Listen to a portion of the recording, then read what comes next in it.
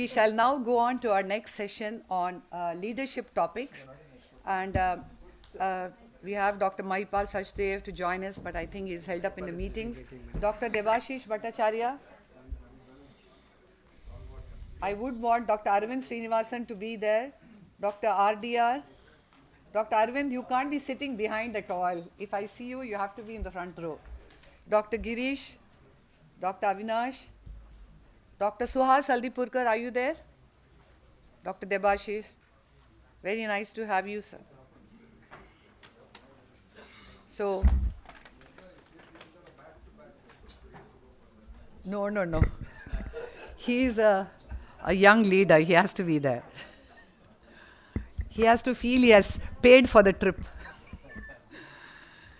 So I think without wasting time, we have again three good speakers in this session. Dr. R.D. Ravindran, Dr. Girish Shivarao, and Dr. Avinash, each of them great leaders in their own fields and institutions. And I would now call on Dr. RDR, who's the Chairman and Director Quality Control at Arvind Eye Care Systems, Arvind Eye Hospital, Madurai.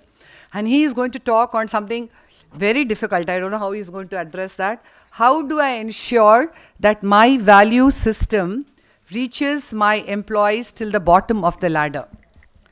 So, on to you, Doctor.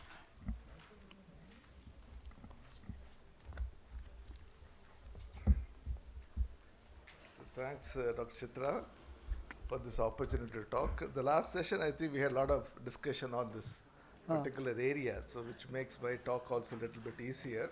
So it's about how do you build the right culture, values till the bottom of the ladder. It's really a challenge, and that's what many people also are during the last session.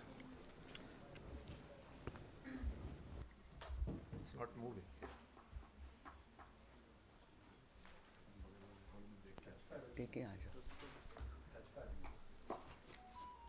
It's also not moving. तुम जब आओगे ना तो 5 minute के लिए वो think करना rapidly hello करके आ जाएंगे. Okay. So, this is what we are talking. So, when a patient or a customer comes into any organization, in our case it's a hospital, they'll be able to observe the culture through various ways. A simple observation as how things are happening, by hearing, when they talk to a staff, how they respond, by talking to the staff. And it's also, they will be able to feel and experience every moment. Every patient who comes in an organization at least touch at least 15 to 20 people in the organization. So the experience they have, the interaction they have, is what defines the organizational culture. So to put it, the organizational culture is how the team members interact with the patients or the customers, and also the patients observe how they interact with each other. That's also equally important. So, if they have a good experience, you are going to get a complimentary letter. Here a patient says that they had a good experience to the level they wanted to pledge, the whole family want to pledge their eyes for eye donation. So you can get a letter like this, or it could be a complaint. Here is a patient who came 3 times to get a complete consultation. He says that this is something that could have been done in 2 visits. This, because of your inefficiency, insensitivity of your staff, I had to come 3 times. So they are able to really observe, and many of them are also vocal about it. So coming to the values is what is practiced by our staff in day-to-day activities and in our interaction with the patients, and also between themselves. So that's a value part. And this is what gives a work culture. Work culture is what gives the identity to any hospital, and also this work culture is what gives the experience to the patient. And some of the core values, there are several values that define an organization, the patient interaction. There are just 3 of the important ones is compassion and empathy, equity and transparency. These are really important for a service organization. I've just cut down just because of the time. So let us know, I'm going to just talk about 6 or 7 principles. So one is how we are going to implement these core values in any organization. So one is how this value, we talked about these 3 values, how these values are going to manifest, or the cultural components. And this is really important. You have to really understand how these values are going to manifest, and this is important for communication and teaching and training of our staff. because it's also important for you to design the systems. It's not just about training or passing on that value to the staff, but how we are going to design the systems based on these values, which should be able to express these values. I'll just give two examples. For example, we talked about empathy and compassion. So patients appreciate the way they are really cared and respected in any organization. It's a cultural component. What we need to teach our staff is that they need to view the patient as a person, not as a piece of pathology. Don't call a patient like a cataract patient, a glaucoma patient. They are each one as a person. How do we treat with them dignity? How do we respect the need of each of the individuals? How do we also bring in caring, verbal and non-verbal communication into our interaction? So this is the cultural component people have to understand. So how do we convert this into a system? It's about how do we train our staff in communication. How do we structure our counseling, being responsive to patient? How do we have a protocol for vulnerable patient? How do we have a protocol for handling emergencies, somebody with a special request? So if you don't have these things as a process or a protocol, it's not going to happen. It may happen with some people, not as a whole system. And how do we also be financially supportive for patients who need it? So this is briefly how do you systematize empathy and compassion. The next important one is equity. Now patients really appreciate knowing that they'll get the same good care regardless of their status. If our free patients know and feel that they're not going to get a good care in free hospital, we're not going to get them in the free hospital. All of them will probably try to come to the paying hospital, borrow the money. So you have to make sure that the clinical protocols are not influenced by the patient status. Whether it's a paying patient or a free patient, it has to be driven by protocol. And you also should not segregate patients by staff category. You have to really have good, competent people, both for your paying and free patients. So this is the cultural part. How do we are going to create a system? Is the patient's condition determines who's going to operate on the patient, who's going to handle the patient, who's going to consult the patient. A simple case, a junior person can do it, but it's a complex case has to be done by a senior person and operated by the person. And how do you also going to respond to request, and also having a range of choice so that people will be able to afford the care you provide in the organization. The second important thing is the leadership role in building that culture. So we all have seen you are able to have systems to align the activities towards the goal. The systems also help in effectively and efficiently using the resources. So systems are important for all these things, to actualize the value, to bring in efficiency, to bring in effectiveness. But only if these systems are practiced with the understanding of the value, then you can further refine that system. You can even create the system. Otherwise, you can have a system which may not change. But otherwise, if there is no change, you're not going to make great progress. So bringing that alignment is the role of the leader. He has to understand the value part. He also has to make the other staff understand the value part. That's the importance of the leader. The third important thing is how do you have the staff with the correct attitude? Okay, the knowledge and skills can be acquired. A lot of importance is given to that, or can be transferred in many ways which is not very difficult. But to have somebody with attitude, it should be inborn. So you should, a lot of discussion how you are going to select the staff. We had, people said, the challenges in selecting the staff with the right value. It should be either inborn or you have to inculcate it right from the beginning of their career in your organization. So we all know that if you want to have a good plant, you need to have a good seed.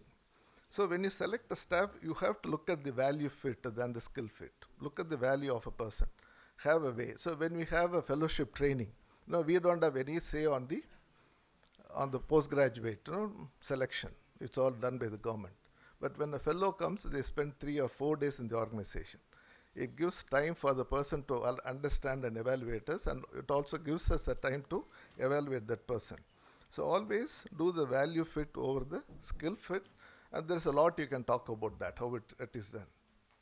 The fourth important thing is how you align the staff. You have to really make the staff understand the value of the organization. We really spend a month, have our fellows, before they start the clinical work, they spend about a month in the organization to understand the value, the mission, and the vision of the organization. And again, every staff should be able to align themselves with the organization's vision. Whether it's a medical record department or housekeeping department, the mission statement has to be kind of modified, so that they really understand their role. And again, I mean, cultivating attitude through training is very important. For example, installation of an eye drop is a simple thing. But what instruction have to be given before you install the drop? What instruction you will give after applying the drop? Even giving a cotton wiper is very important. How you say it, your body language, your verbal communication, your non-verbal communication, how do you modulate your voice? And all of that, it's ideally done using some kind of a role play. And again, on the job training, sometimes we try to bring in people from outside to do the communication. Your own staff are really important because they really have the understanding of what your value system, because skills and knowledge alone is not enough, but passing on the values of the organization is also very important. Choose people who are really good and work as teachers, not somebody who is really good in the knowledge part of it. And again, staff empowerment is very important. Choosing somebody as a teacher is again an empowerment. In our department, there are occasions where we may have to reimburse the money. So there are many instances, many organizations, it has to be done by the management. But here we empower our MRD staff to do that. Select few people who can do that part of that. I also empower them in doing the day-to-day planning and management. They take a lot of responsibilities and pride and ownership in that. And again, the important thing is how do you sustain these values? You create it. It cannot be done without feedback and reinforcement. And so for example, we do a kind of a feedback. Every day about 5 to 10% of the staff, the patients coming into our vision center, community center, in the hospital, we take a feedback. There's a group which does it, and we also pass it on to the staff. The different centers really understand where they really stand compared to others. And again, sharing the feedback, whether it's a complimentary or a complaint, it has to be shared with the people. And just I would like to share, with this last interesting story. So one of our senior member observed one of our staff taking the slippers from a patient, because the patient is being brought from a free hospital to the paying hospital.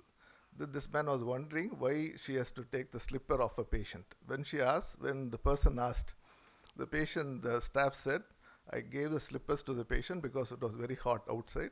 The patient was finding it difficult to walk. So this is not part of your training. But if the person really understands what the value of compassion and empathy, then they will do it. So that's the power of training. I think really we need to give a lot of importance for this part of it. So building the culture is about making ordinary people doing extraordinary things. As Dr. V rightly said, intelligence and capability are not enough. And there must be a joy of doing something beautiful, which will happen only if the value system reaches the last employee of the organization. Thank you. Thank you very much, Dr. Adiyar. I have been exposed to your system through my children who have grown there, and I do see you have a wonderful work culture. Somehow it seeps right into the depth of the organization, but I'm going to ask Dr. Avinash and Dr. Girish, how in this state of commercialization and changing economics and changing trends of thought process you must have been a couple of decades in your organization? Less? Yeah. Less. So, More. so then less, whatever. How would you say that the work culture, which Dr. Gulapalli Rao, was it sustained or it changed, and why it had to change? Right, I think the answer would be very bold if I have to say that. Whether it will change, I think some sort of a change is anticipated, but if I understood the question right, if we have to sustain, what is the fundamental values of the organization, like what Dr. Adiyar is there, it is a very conscious effort, the next generation, to sustain it and see that it is being inculcated into the next generation with an uncompromising effort. So that's the first point, uncompromising in the foundational values. Second, it is just not about increasing awareness. It's the first step. A second is the extension to it is after the awareness has happened, it is important that how they would apply in day-to-day practice. If only awareness is there, it's just like watching an action movie. It's fantastic. 90 minutes runs through your mind, and after you walk out of the hall, it's like you don't take anything back into your life. There's no call to action. So if the leader has the capability to not only increase the awareness but try to inculcate into day-to-day living of the or DNA of the work, and that would be a successful leader. So 2 points. Number one, if recognizing the foundational values on which the strata has been built, and second, not only increasing the awareness and seeing that how it is percolated and applied, like what Dr. Adi had mentioned, and that's where the genius of the next leadership is all about. Yeah, your thoughts, very brief. I completely agree with what Dr. Avinash. they said, that ultimately you need to understand your organization, and if whatever the founders have done is working for the organization, has brought it to this platform, the onus is on the next generation to ensure the perpetuality of that. Yes. Thank you. So thank you very much, Yeah, Dr. Adia, and do stay Sure. as our expert panel. And we shall go on to our next speaker, Dr. Girish Shivarao, who's heads the Shankar Nethralaya group of hospitals and also is a senior consultant in the Vitreous Retina department. He is going to talk on a very interesting topic, my leadership, how it works and suits my needs. So I hope he's going to not talk about the Shankar Nethralaya needs. He's going to talk about, this was a topic for an individual. Okay, thank you, Dr. Chitra. I knew that this was a trick presentation, how it works, how it suits my need. And that's why my next slide, it's not moving.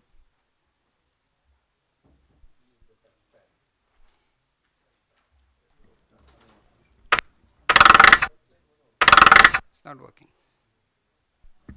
The AV team, please check. Yeah.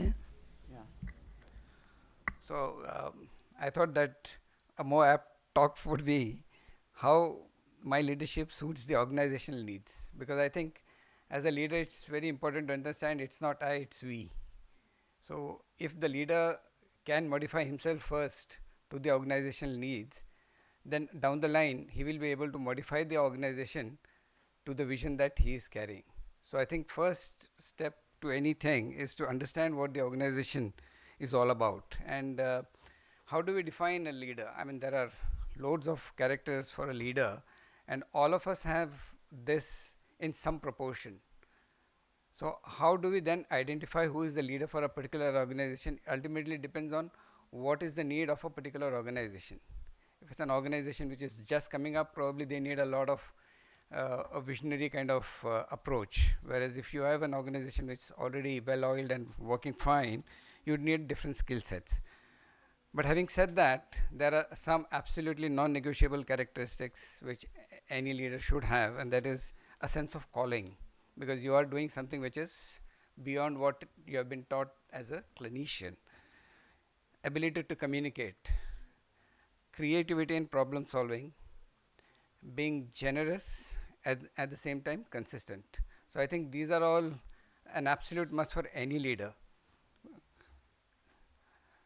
So when I took over the mantle at Shankar Nethralaya, obviously one of the key things was to try and preserve the legacy and the excellent exemplary work done by the predecessor, the founders. There was also a challenge of being accepted by the peers and the seniors in the system, because I came from out of the system.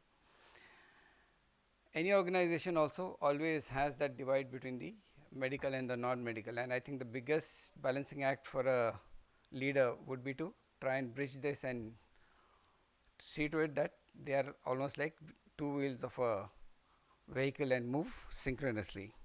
Obviously the challenges of keeping pace with changing technology as well as the competition in the market.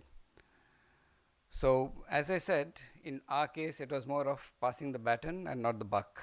So I had the good fortune of working with my mentor, with my guru for a couple of years. Unfortunately, because of COVID, this could not continue further, but I did make a very conscious decision that I would continue to be a clinician and not go completely into administration. And I'll during the next few slides, I'll try and tell you what was the reason for that also. And always, I think it's very important to try and do what is right for the organization. And once you do what is right for the organization, believe me, it will be something which will be right for all the stakeholders within the organization.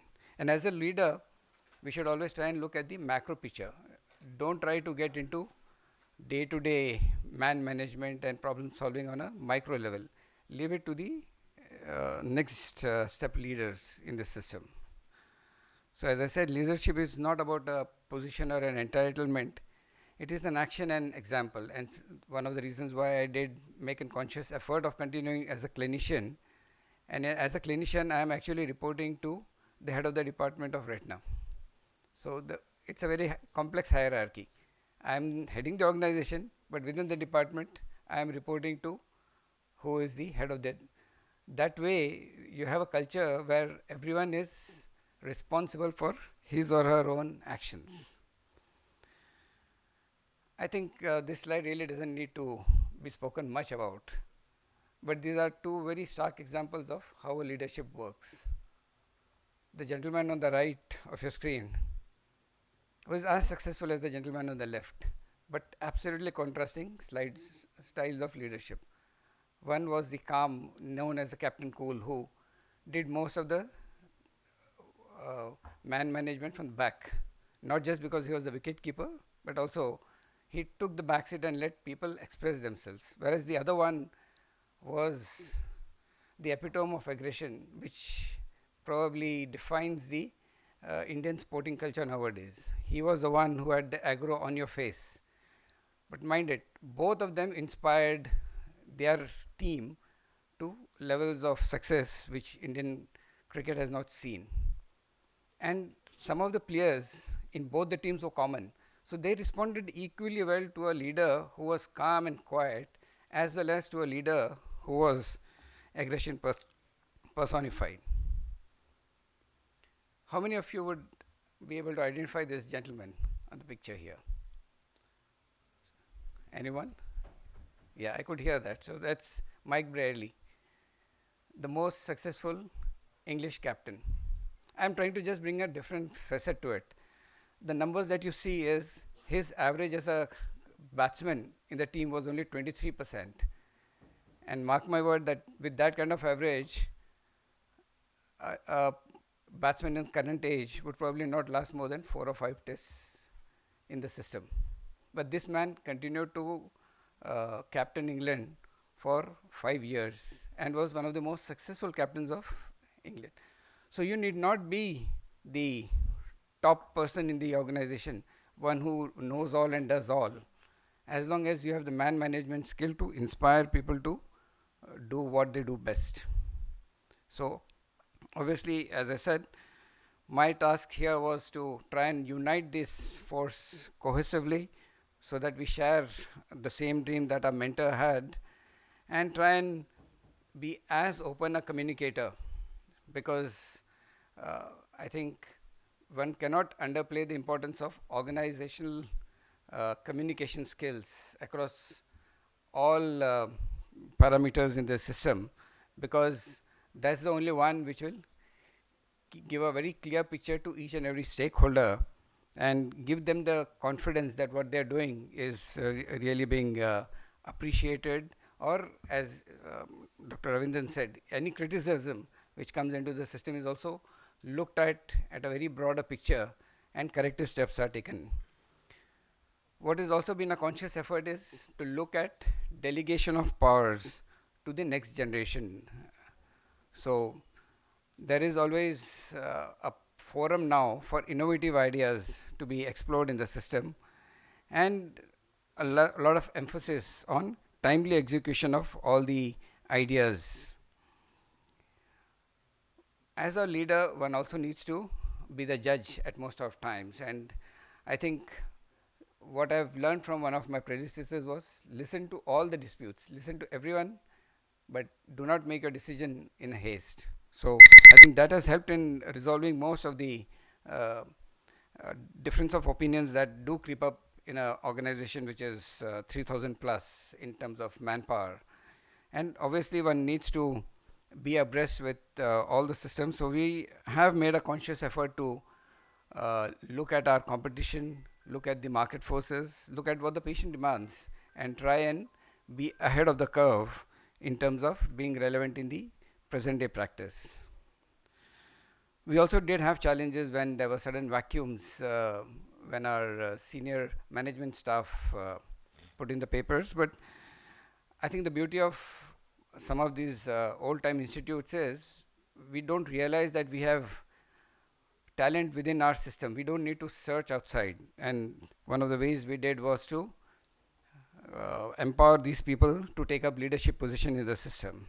And ultimately, as a not-for-profit organization, we just don't look at the bottom line, we also look at the social impact, and that's very important, trying to get this balance act, because ultimately you want a system which is self-sufficient and not completely dependent on donations from organizations and CSR leaders. So my role definitely was complex, trying to keep all the stakeholders, especially the board, the employees, the regulatory authorities, and nowadays it does become a little bit of a challenge trying to meet all the regulatory requirements, as well as donors, because they become an important stakeholder in our system also.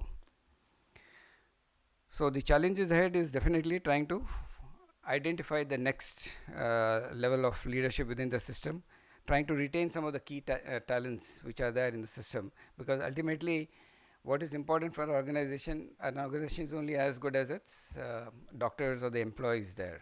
So you try and retain them as much as possible, and also keep the system vibrant with latest technology, at the same time not losing your focus on the vision and mission of the system. For the lack of time, I'll just go through this, and as I said, as long as you have a very vibrant team and a team which is cohesive and which buys into your vision, you can have a win-win situation for all.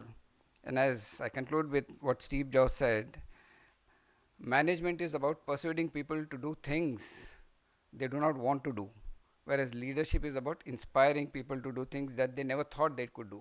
I think ultimately we all should try and be leaders in that sense and not be forceful as management. So I would like to not appear as a management person, but more as a person who is grounds and hands-on with my team, and at the same time try and inspire them. Thank you. Thank you very much, Dr. Girish. That was a wonderful talk. I wanted another leader of another major organization, Dr. Arvind, to take a question to you. Dr. Girish here. Yeah. Thank you for that. Hi. Thank Nice you for that talk. wonderful presentation. Yes. You know, I think one point you alluded to, I think, is to bring the stability to the organization during the transition.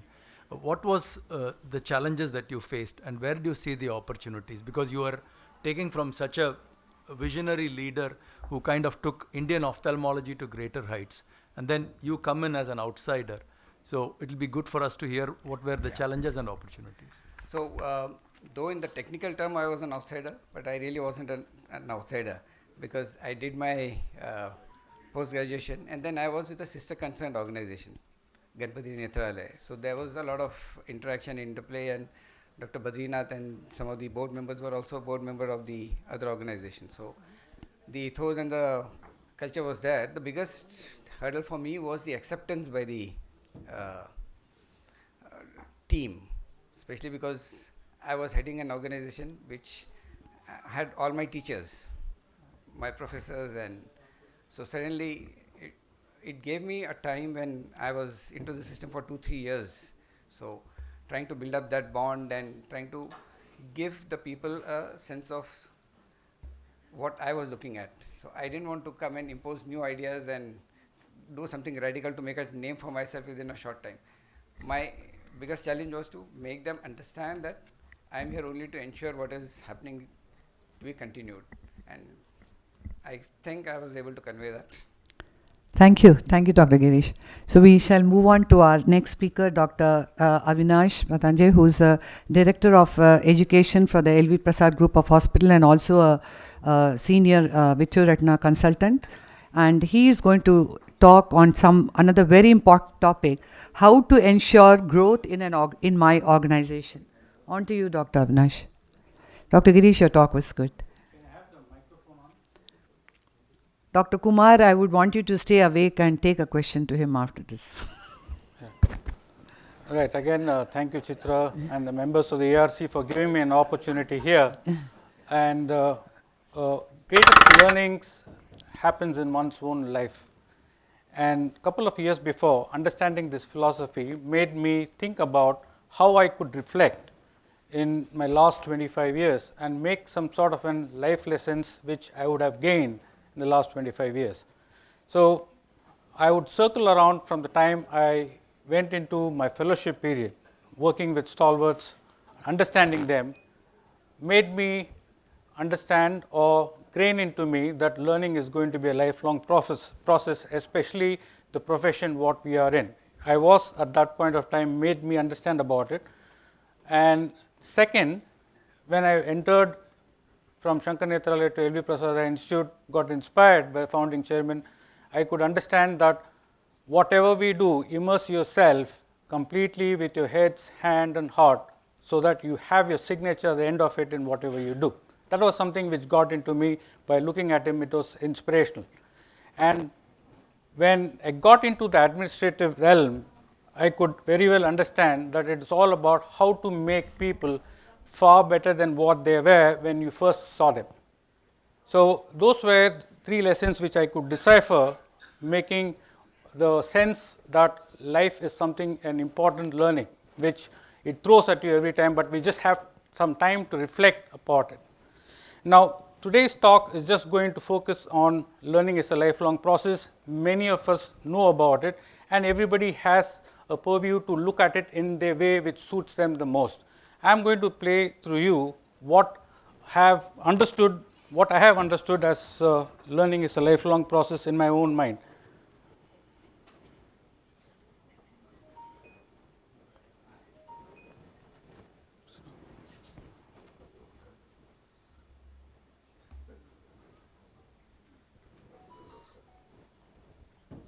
Right, just get it right. So when I think that learning is important, why learning is important? Learning is important because learning is development, learning is progress, and learning is growth. And latching on to the last aspect, that learning is growth, is important because the title of my today's presentation is going to focus that learning is going to be growth. So having said that learning is growth, the next question which comes to us is, what is that we have to learn? Right? What is that we have to learn? Now, I want to construct this image. I want your mind to construct this image.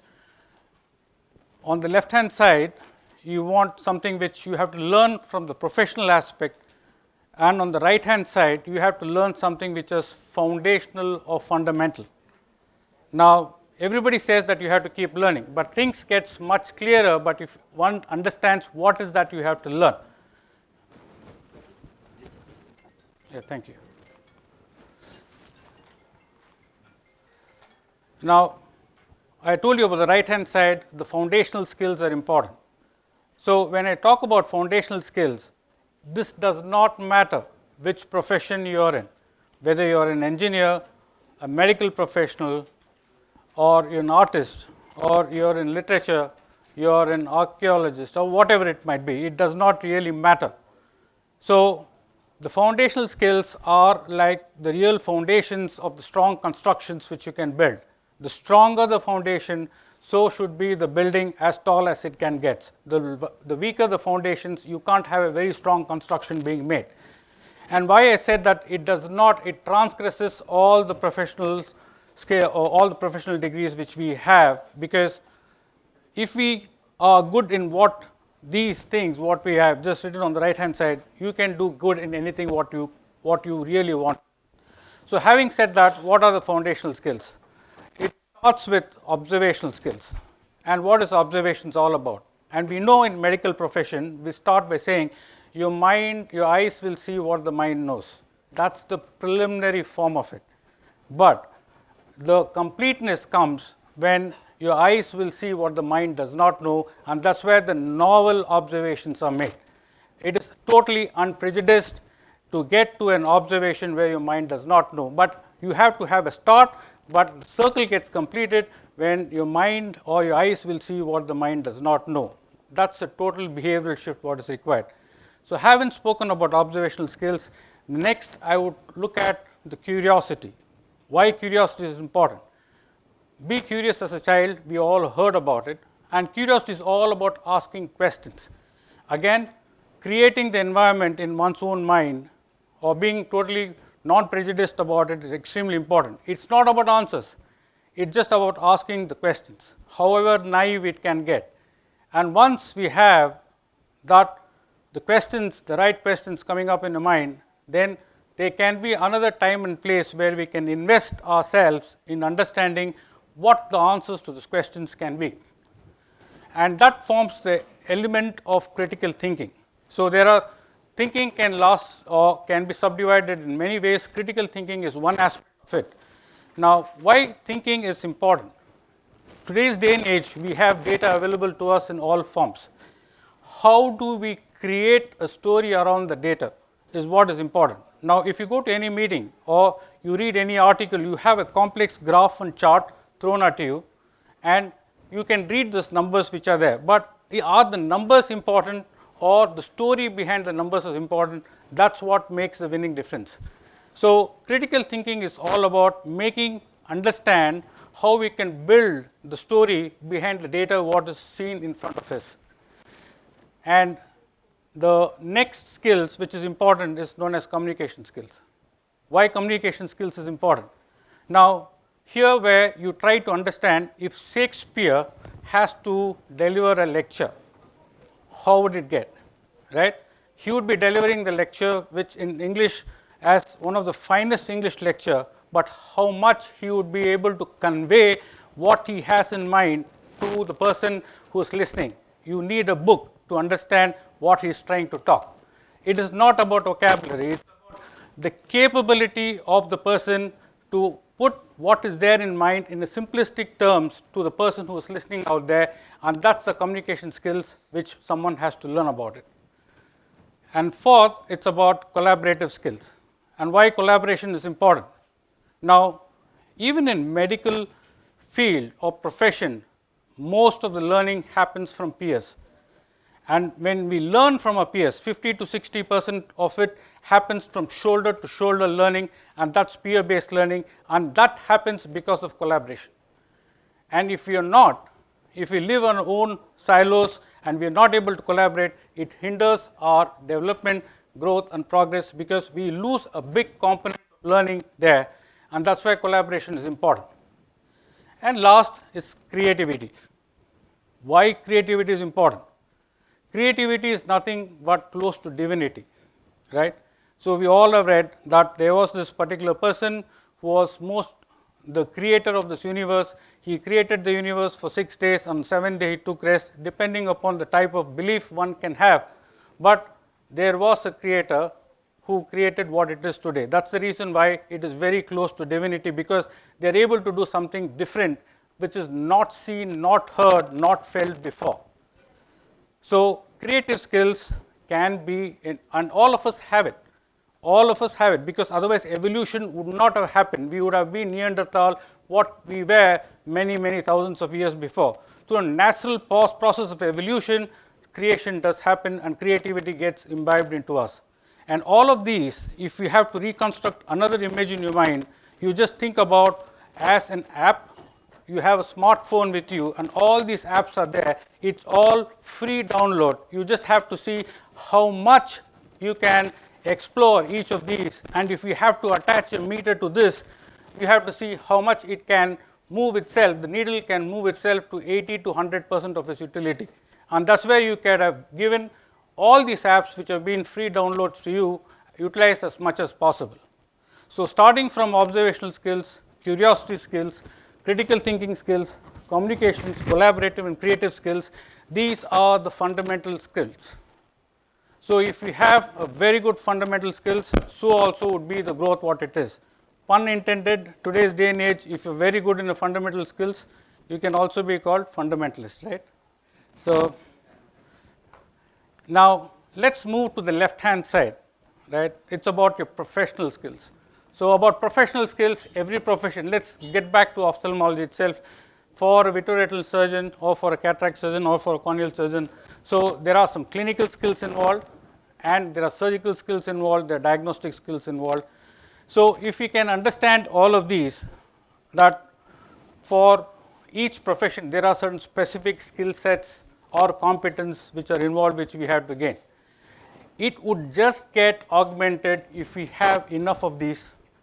Believe me, it does. If you have enough of these, all this would just get augmented, so that learning becomes lifelong process. And I don't mind repeating again, learning is development, learning is progress, and learning is growth. So, status quo is not good. Status quo would always find itself to the bottom at one point of time or the other. So, just before I complete, I just had one psychology of learning which we have to understand, that just imagine in everyone's life, there is, when we just joined the residency, we thought that, we want to learn cataract surgery. Let's take an example that we wanted to learn cataract surgery. So, we are conscious about learning a skill. Next, imagine a situation when you operate and there is someone who is overlooking you, you said, please don't disturb me, I am very serious about making this incision, I am very serious about making this rexis or delivery. They are very conscious about developing the competence. And you see the evolution yourself in the next phase when you operate, that you said, where is my next patient, has a patient come in, has a patient been blocked, has the following patient's systemic condition is okay. So, it goes into a stage of unconscious competence. So, this psychology of learning, which automatically happens in the brain, has to be used, and when it is used to its fullest, then you can see a lot of growth, not only in you, if individuals grow, the organizations grow. Thank you so much.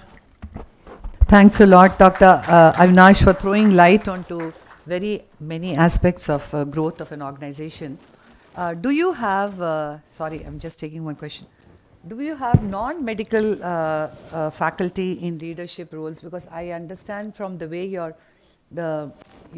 have different medical professional in different roles of administrative roles.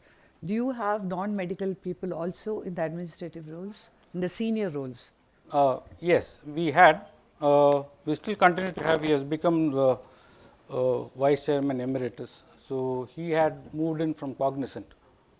So, yes. But largely they are all medical professional in leadership roles. Correct, correct.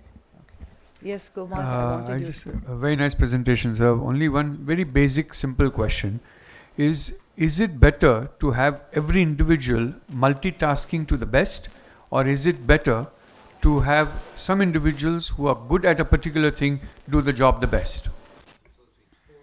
Yeah, so it's very hard to make that choice. It's an individual's personality. Some people can multitask, and ultimately when you come to a certain level, and if they love to multitask and they are able to deliver the results, allow them to do it. And some of them who can deliver results by just focusing on what they are good at, allow them to do it. Ultimately, it's what we have to have is what they can deliver. Whether they multitask or not, that it's totally independent. So, you shouldn't waste time making everyone multitask the best. No, we should identify what they are good at. Making someone at beyond a certain level, I don't think so. It is going to, we can make them aware, but forcefully making them multitask, it's just not possible. Some are good at it, some are not good at it, but ultimately the end result should be something which is unique, very good, and useful for the organization and the person. Thank you very much, Dr. Avinash. Do stay on with us. Some more questions?